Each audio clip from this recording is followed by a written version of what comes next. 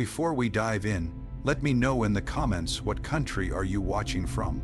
I'd love to see where our viewers are tuning in from. And if you enjoy the video, don't forget to like, comment, and subscribe for more. When I was a teenager, my family moved into a Victorian near a terrace house in a small town in the United Kingdom. Houses in the UK can be incredibly old, some centuries old, and even a Victorian house has seen its fair share of death and tragedy. We moved into number 18 Wyvern Terrace, with the town name kept private because some people involved wanted to remain anonymous. It was obvious the previous owners had lived there for a very long time. This was the 1980s, but the most recent decorations looked like they were from the early 1970s, and some parts were even older. The house had belonged to a very elderly couple. They hadn't always been old, I assume, but they were by the time we bought the place. From the moment we moved in, the house had an unsettling, heavy feeling to it. If you've ever lived in a very old house, you probably know exactly what I mean. There were strange details everywhere. In the back guest bedroom, there were deep marks in the ceiling that looked like knife gouges, about 8 feet up. Downstairs, the floors were parquet wood, but underneath them we later discovered another full layer of wooden flooring. There was also a fireplace in the living room. It had been completely bricked up and then plastered over. My siblings and I were disappointed by that. It felt wrong to have such an ornate fireplace that couldn't be used at all. When I asked my dad why it was sealed, he said he didn't know and guessed that the chimney stacks along the terrace had fallen into disrepair. Ours wasn't the only house on the street with a sealed fireplace, which made it seem less suspicious at the time. About 6 months later, I made a couple of friends in the neighborhood. Dono and Danielle, who everyone called Danny, became 2 of my closest friends. My younger brother Chris mostly hung out with a kid named Tom. We'd all meet at the nearby park and do what kids aged 6 to 9 did in the 1980s, just playing around and killing time. One afternoon, Danny asked me if I knew the history of my house. I told her everything I knew, but she said that wasn't what she meant. There was an old story about the house, something from Victorian times, and all the local kids knew it. She said it was time I knew too. Danny wasn't someone who usually joked or tried to scare people, so we listened carefully as she told us the story. Back in the late 1800s, a young chimney sweep had gotten stuck inside the flue. Somehow, no one realized he was trapped there for days. I don't know how that could even happen. According to the story, one evening while the family was sitting in the living room reading or listening to the gramophone, or whatever Victorians did, there was a loud thump from the fireplace and a burst of ash. The body of the chimney sweep had come loose and fallen down into the room. He was starved, broken, and badly injured, but the story says he wasn't dead yet.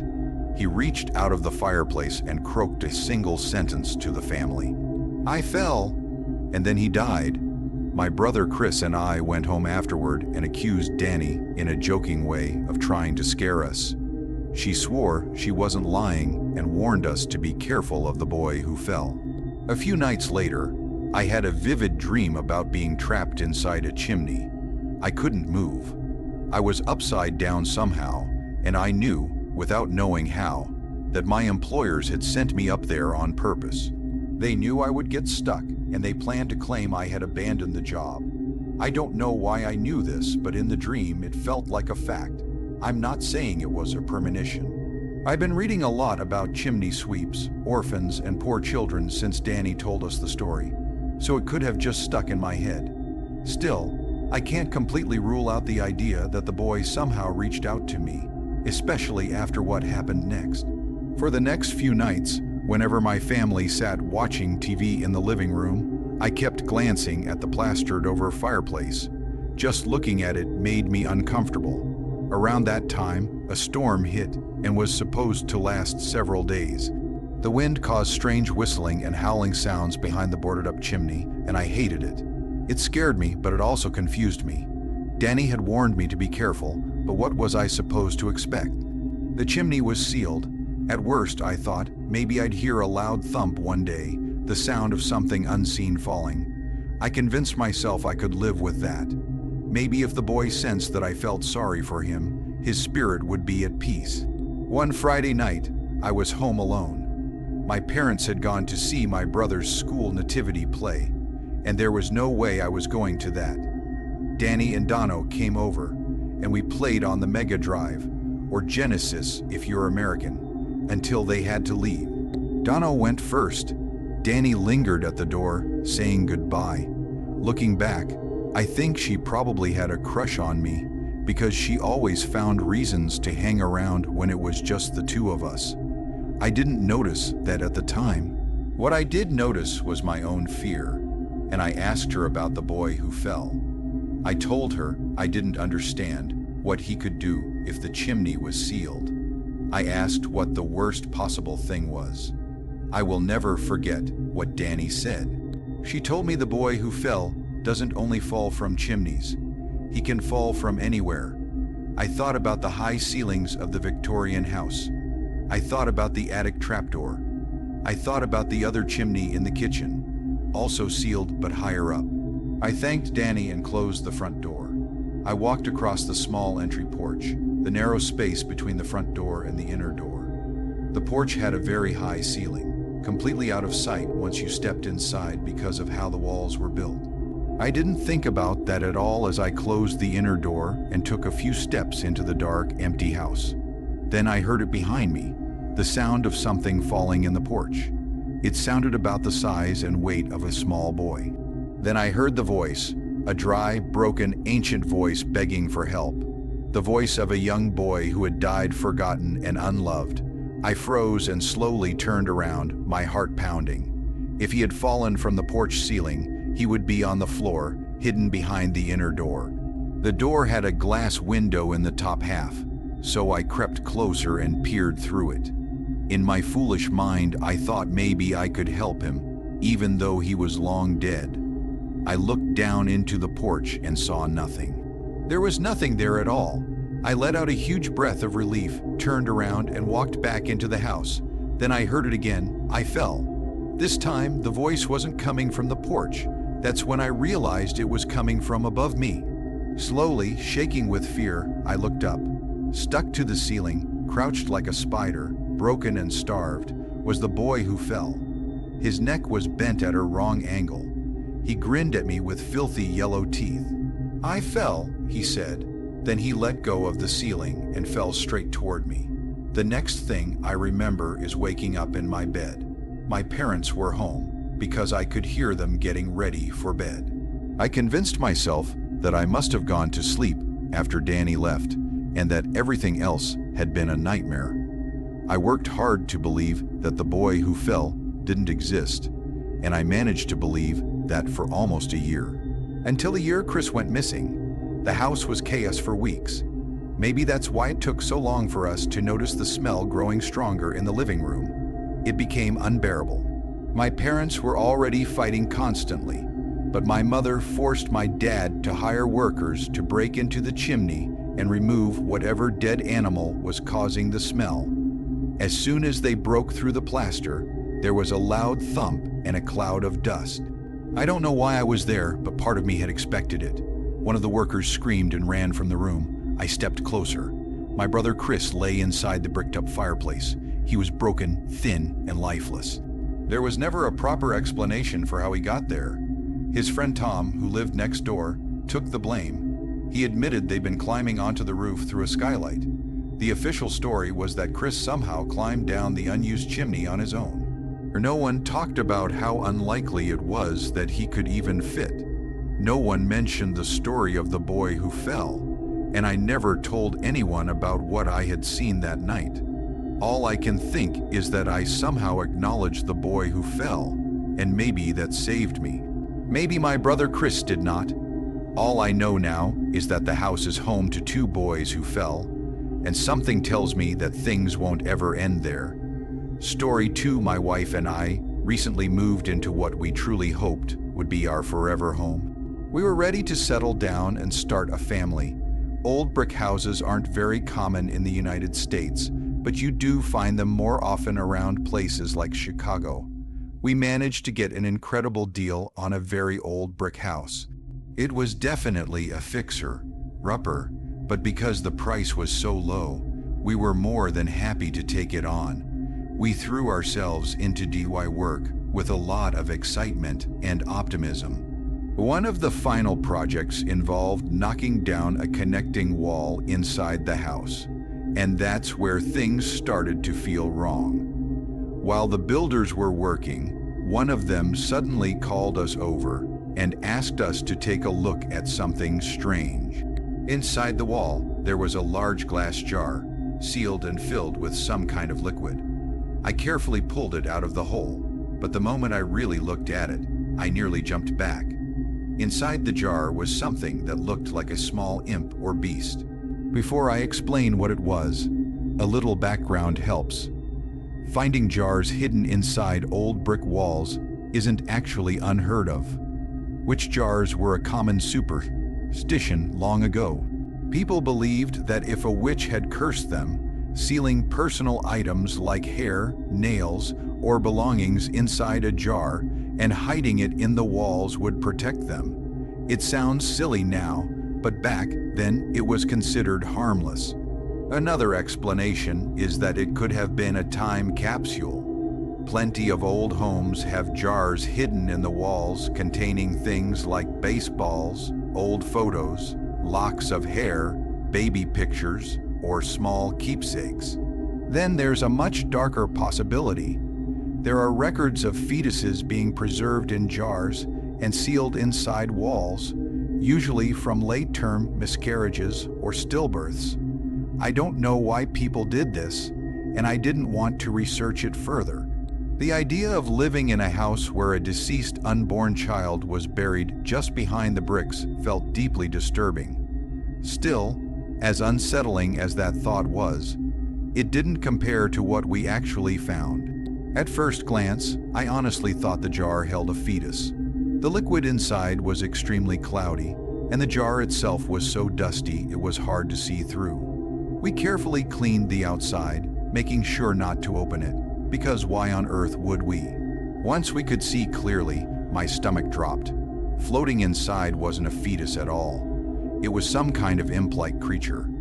It was about the size of a newborn baby, with a thin, hairy body that looked starved. The head was the worst part. It looked like a rodent, maybe a large rat. In some places, the skin had peeled away, exposing bits of bone, almost as if it had been done on purpose.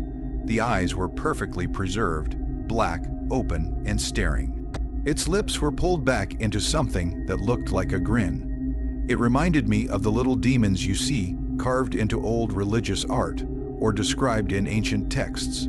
Being modern and rational people, my wife and I were fascinated by this disturbing object. There was no way we were calling a museum that might take it from us. Instead, we contacted a friend who was the closest thing we knew to a historical medical expert. He was a veterinarian. When he arrived, he laughed and said he had no idea what it was and that we should call the authorities. But after examining it more closely, he started laughing for real. According to him, it was an old prank. A very old prank, maybe 80 years or more. The creature was a rat's head sewn onto a monkey's body. Once he pointed out the stitching and the signs of taxidermy, it became obvious. Someone had played a prank, and it had worked perfectly. Instead of being relieved, I became obsessed. I wanted to know who had done this and why. I started researching the history of the house around the time our friend estimated the jar had been placed there. The owners back then were an elderly couple, and their story was tragic. Like many young men of that era, their son had joined the Allied forces during the war and was sent overseas from Oregon to France. According to records, he died almost immediately after landing on the beach. One old newspaper article mentioned that his head had been blown off by a German mortar. Knowing that, combined with the rat-monkey creature, made my skin crawl, but in a strangely fascinating way. I didn't think it was the son who put the creature in the wall. The story got even stranger. Years after the son's death, a former soldier from the same unit appeared at the couple's door. He claimed to have been close friends with their son. They took him in very quickly and treated him like their own child. Grief can make people do that. I've heard of scammers taking advantage of grieving parents, but this didn't seem like that. The young man moved in and lived with them as their son for many years. I found several old letters written by the woman who lived there. Her name was Margaret. The letters had been returned to sender. In them, she spoke warmly about the young man, whose name was Randy, and how helpful he was around the house. She mentioned his DIY work and renovations. One detail stood out. She specifically talked about him repairing the fireplace wall in the living room. That was the exact wall where we found the jar. It seemed clear that Randy had sealed the taxidermy creature behind the bricks. Where it came from or why he did it, I'll never know. The old couple probably had no idea it was there. My wife believed the creature might have held some strange meaning to Randy and the couple's son. Maybe something symbolic from the war. Either way, it felt oddly personal, even almost wholesome in a twisted way. That's why we decided to keep it. We placed the jar on the mantelpiece and left it on display for our housewarming party. We named the creature Vanties. I don't remember who came up with the name. My wife says I did. I'm sure it was her. At the party, Vanties became the main attraction. All 10 guests spent time staring at it and taking photos. Several suggested donating it to a museum, which oddly made me angry. Vanties belonged in this house. One guest, Shad, didn't suggest giving it away. Instead, he became obsessed with it. Every time I entered the living room, he was standing in front of the mantelpiece, staring at the jar. He also seemed more intoxicated as the night went on, which was strange because he rarely drank. Something felt off. We had warned everyone not to touch the jar. We didn't know exactly what liquid was inside, but we suspected formaldehyde, which is extremely dangerous. Despite this, we didn't watch Shad closely enough. At one point, my wife dragged me into the living room. I froze when I saw Shad holding the jar over his head. He was muttering that Vanties wanted to be free. Then he looked straight at me and threw the jar onto the stone floor. At first, it didn't break. Then cracks spread across the glass, and suddenly it exploded. The smell was horrific. It was formaldehyde, but mixed with something else. I smelled sulfur, like rotten eggs, and something sickly sweet, like dead flowers. People started gagging, running for windows or leaving the house. My wife, strangely, didn't react to the smell. Shad dropped to his knees, digging through the glass and liquid, cutting his hands, mixing his blood with the preservative. What terrified me most was that Vanties was gone. Shad screamed that the creature had been taken. He acted as if his own child was missing. His real baby, his 18-month-old son, was safe at home. Everyone ended up in the hospital from the fumes. Shad stayed longer. No one could determine exactly what had been in the jar. One thing was certain, Vanties was gone. After that night, nothing ever felt right again. My wife changed. Our marriage fell apart. I told myself it was the chemicals, not the creature. I told myself strange things don't exist. Even now, living alone in that house, I sometimes hear tiny footsteps and smell formaldehyde. I can't believe Vanties was anything more than a prank. I can't believe the pressure on my chest at night is anything but age. I can't believe the wet footprints are anything but the neighbor's cat. And I can't believe there might be more like Vanties hidden in the walls. But the hammer and chisel in my kitchen look more tempting every day. Talk me out of it. Tell me to move. Tell me I'm losing my mind, because the alternative is far worse. Story 3, the couple that wandered through the Midwest like a storm no one saw coming, leaving towns shaken and families afraid after dark. Wherever they went, fear followed. Their bond felt cold and unbreakable, as if every step pulled them deeper into something dark that only they understood. Even now, people still whisper about the pair who drifted from place to place with a disturbing sense of purpose. Two shadows moving together, tied by violence, chaos, and a trail of questions that were never answered.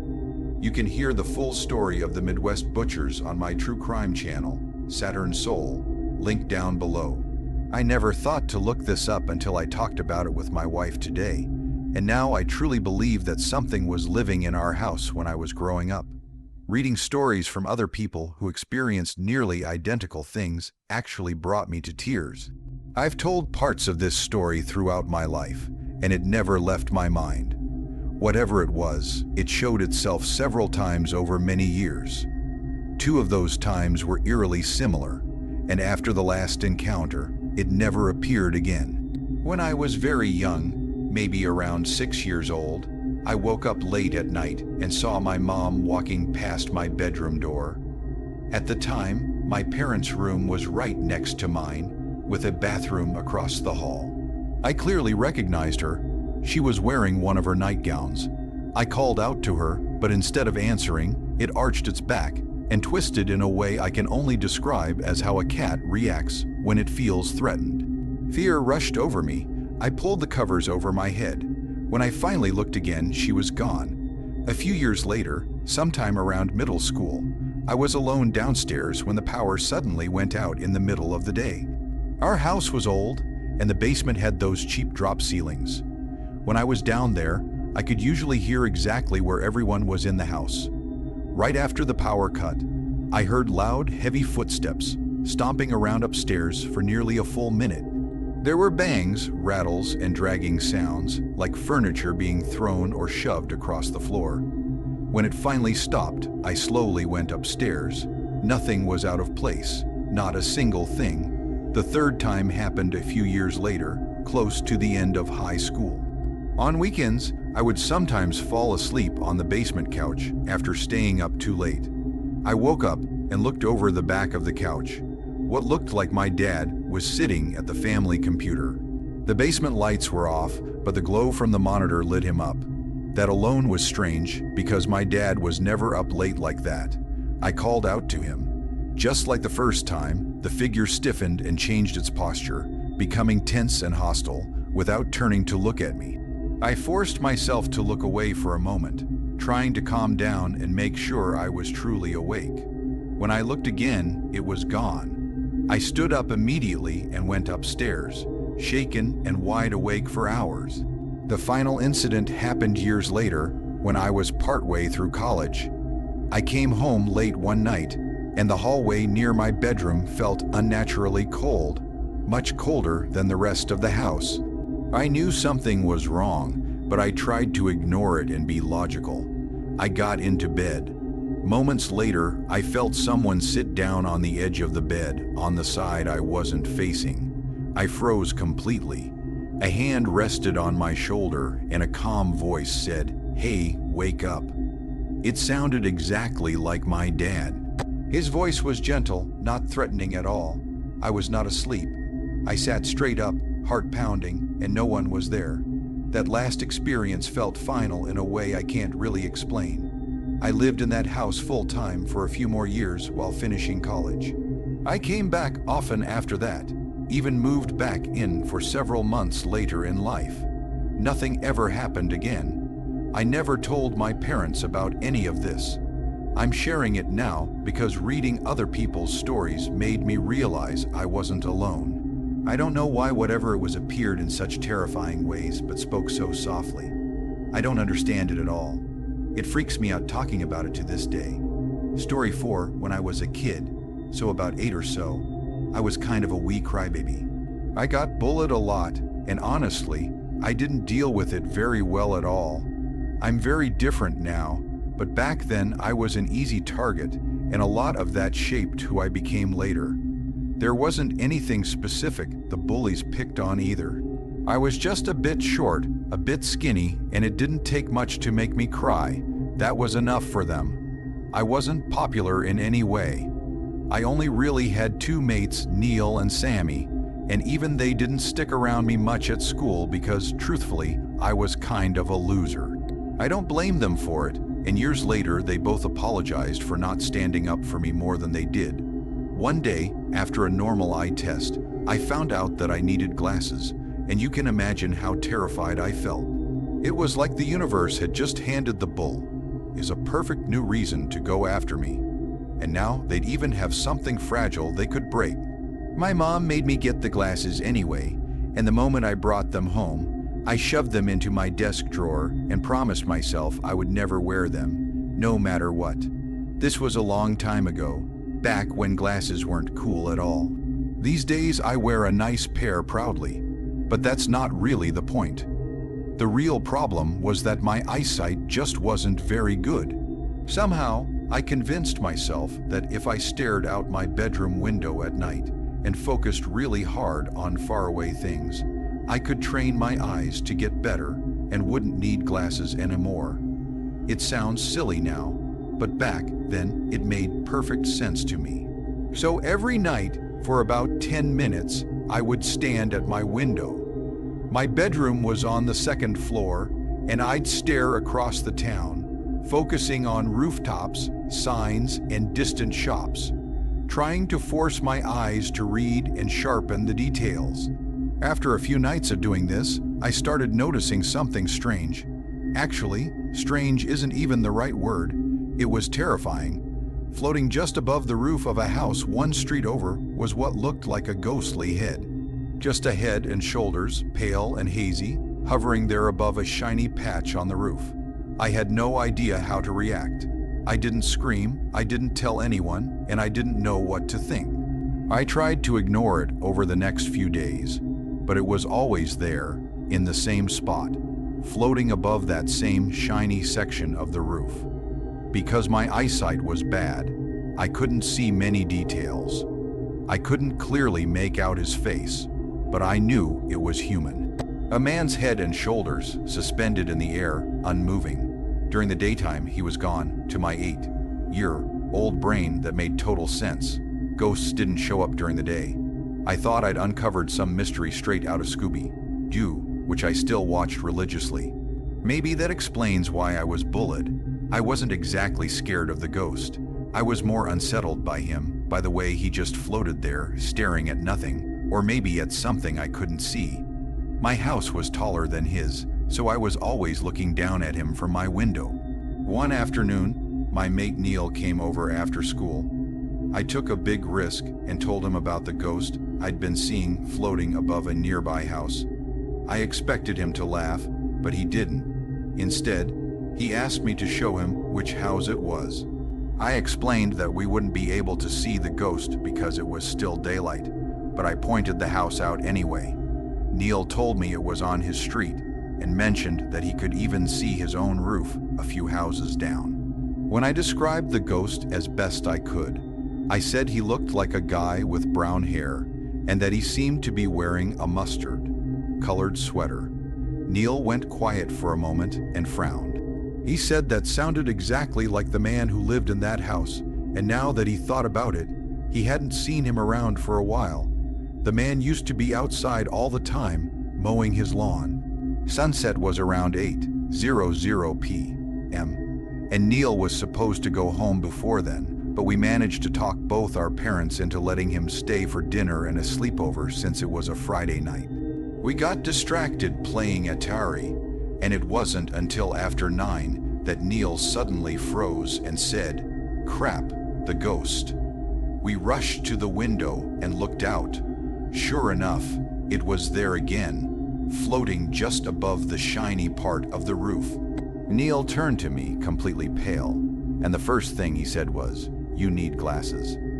That's when I admitted I already had glasses but refused to wear them because I was scared of being bullied. Neil looked at me and said, "Not even on your own."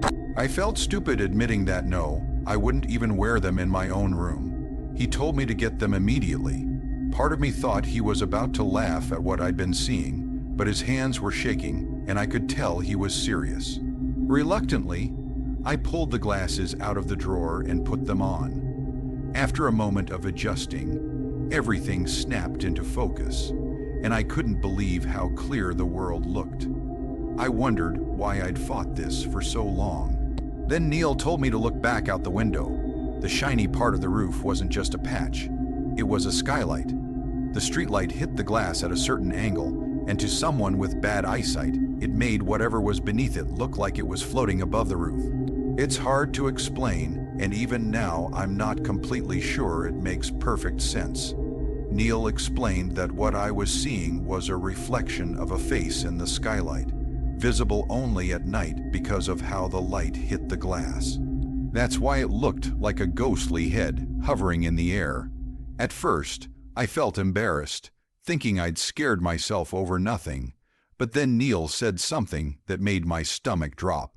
He asked why his neighbor's face would be turned upward toward the skylight all night, every single night, especially when nobody had seen him around for weeks. Neil had assumed the man was on holiday, but suddenly we both realized what it probably meant. The man was lying face up under the skylight, unmoving, and if someone was lying like that all night, and likely all day too, something had clearly gone very wrong. Neil convinced his parents that something wasn't right. They went to the house, knocked, and got no answer. Eventually, our parents came together and looked up at the roof from outside. Even they could see the strange reflection in the glass. I explained how, without my glasses, it looked like a floating ghost. I was scared they'd be angry with me for not telling anyone sooner, but instead, they were worried about what I'd been seeing. It turned out the man had died from a brain aneurysm. He had no family and mostly kept to himself. If I hadn't mistaken him for a ghost and kept staring out my window night after night, he might have stayed there alone until his body fully decomposed.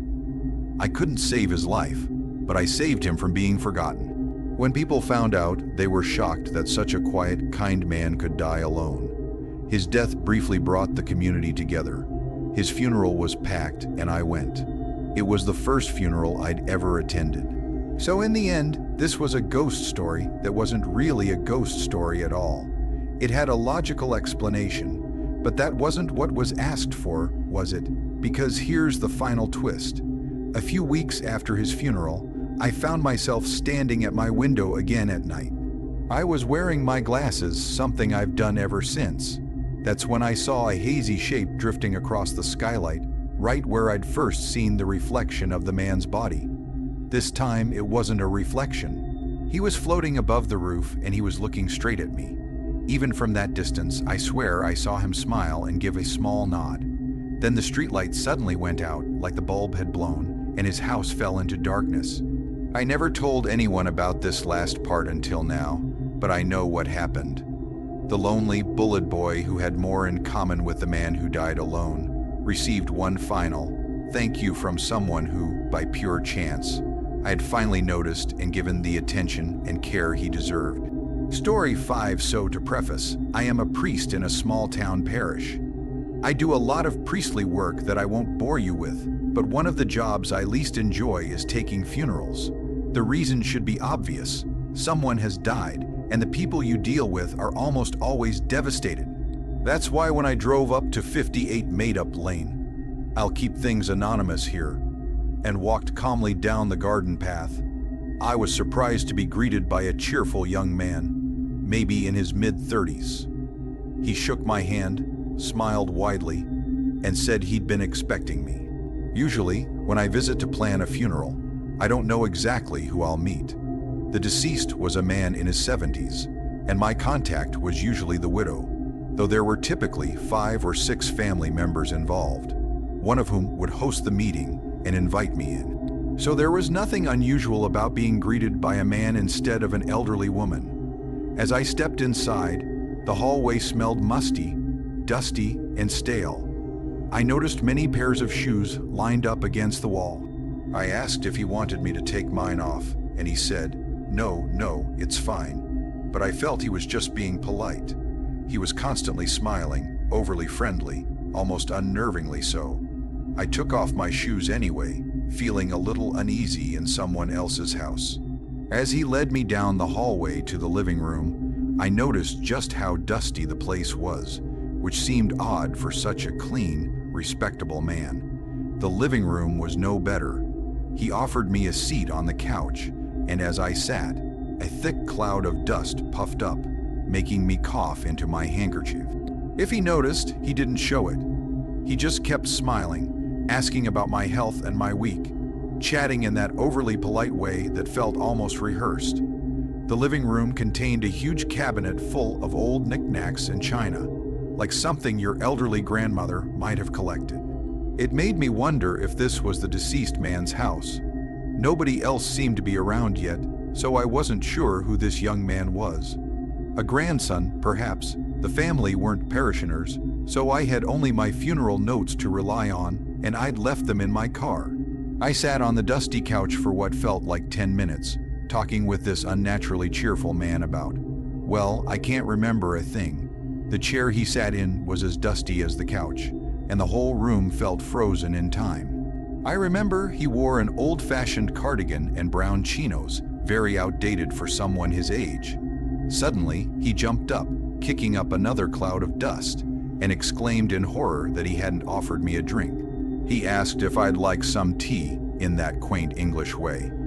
As a polite priest, I accepted. He went into the kitchen, and I remained in the living room, listening to the kettle heat. It was one of those old stovetop kettles, and it whistled and whistled, almost gratingly long. As I waited, I glanced around. The photos on the walls were so coated in dust that I couldn't make out any faces. Too polite to move closer, I stayed seated, trying not to get more dust on my suit. Minutes passed, and the kettle continued to scream its shrill whistle. My mind started to nag me. Why had it been left to boil so long? Should I check on my host? Slowly, I rose and entered the kitchen. The stove was still on, so I turned it off. Then I looked around. He was gone. The back door was shut. The only other room was a pantry, and there were no hidden exits.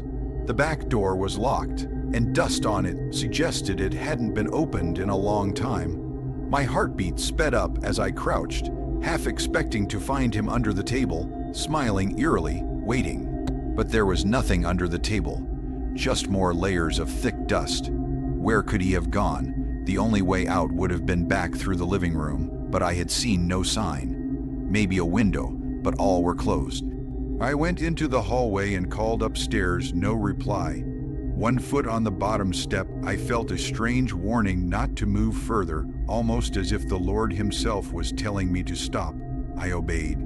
Instead, I went back to retrieve my shoes, which had been lined up with many others, suggesting family waiting for me. Now there were only my shoes.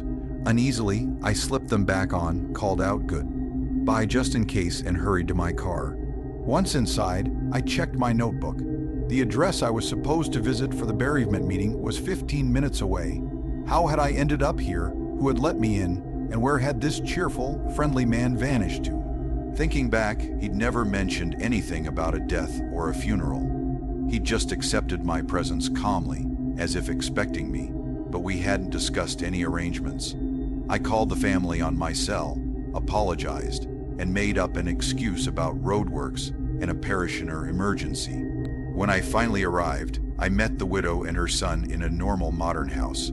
The widow, a lovely lady in her 70s, explained she had been living with her son since her husband passed.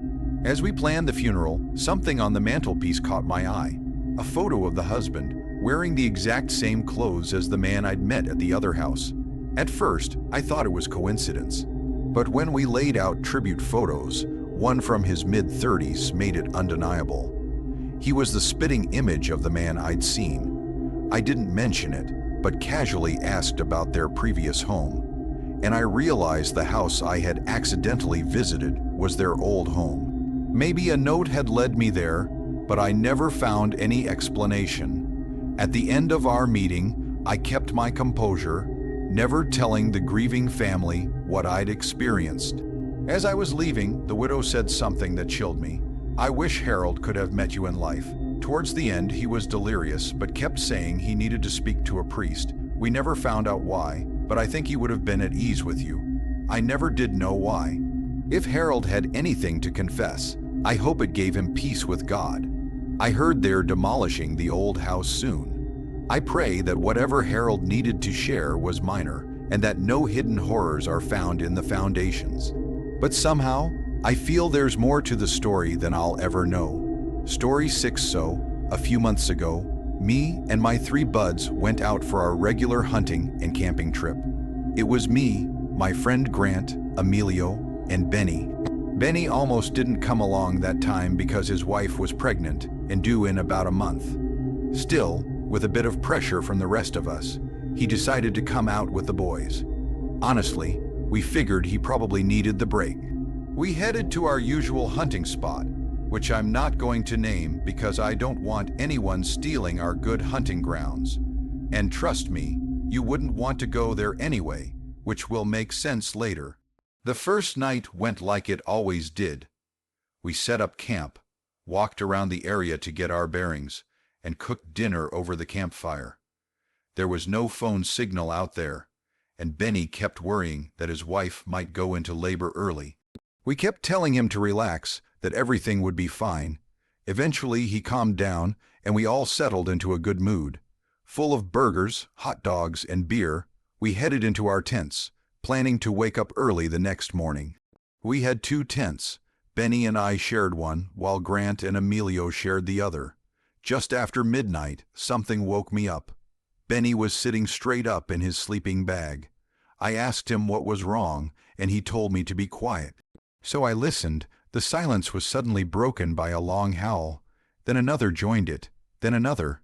Soon, there was a whole chorus of howling echoing through the woods. I said it was probably wolves, since they were known to be in the area. But Benny shot that idea down immediately, almost angrily, saying no way. I reached for my rifle, ready to put it together, but Benny urgently stopped me and whispered, "Just listen." The howling started again, louder this time, and it sounded like whatever was making it was moving around the campsite. That's when we heard Grant and Emilio stumbling out of their tent, shouting our names. Benny looked pale in the light of the camping lamp and said we had to go out there and shut them up before they drew attention. So we did. Whatever was out there, we didn't want it focusing on us, no matter how well armed we were. But here's the strange part. There was nothing out there, no animals, no movement, no tracks, no smells, nothing, and the howling now sounded farther away. Standing outside, I realized Benny was right. It didn't sound like wolves. It sounded like people doing incredibly accurate wolf impressions, almost too accurate. It actually reminded me of someone pretending to howl for fun, except this was happening all around us in the dark. Suddenly, Benny started hissing at us, telling us we had to leave immediately. He said to grab only what was important and get to the car. We were confused, but Benny wasn't the type to joke. He was a big, tattooed biker-looking guy, the kind who could have easily led a motorcycle gang if he wanted. Instead, he was just a serious, quiet nerd like the rest of us. So when Benny said it was time to go, we listened. Benny drove like a man possessed. He sped the whole way and didn't say a single word. Instead of heading home normally, he drove straight to his place and burst through the front door. We followed him inside and found his wife collapsed on the couch. Her water had broken.